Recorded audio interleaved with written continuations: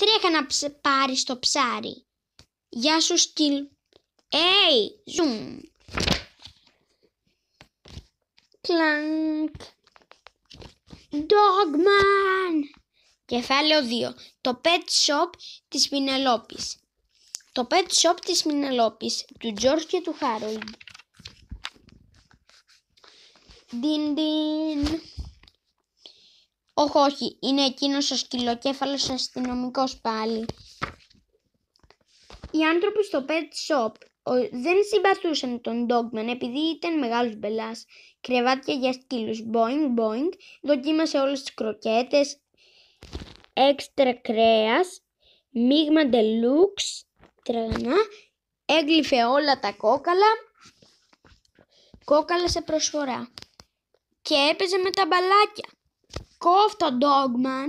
Κοίτα τι χαμό προκάλεσες. Είναι αυτός ο τρόπος σου να συμπεριφέρεται ένας αστυνομικός? Λοιπόν, τι είναι να πεις γι' αυτό για τον εαυτό σου? Squink. Δώσε μου το μπαλάκι. Τριπλό flip όραμα. Άστο.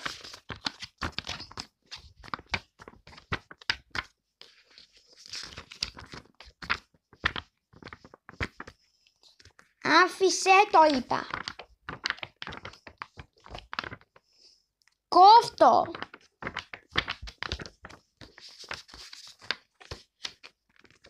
Θα το συνεχίσουμε αυτό μια άλλη φορά.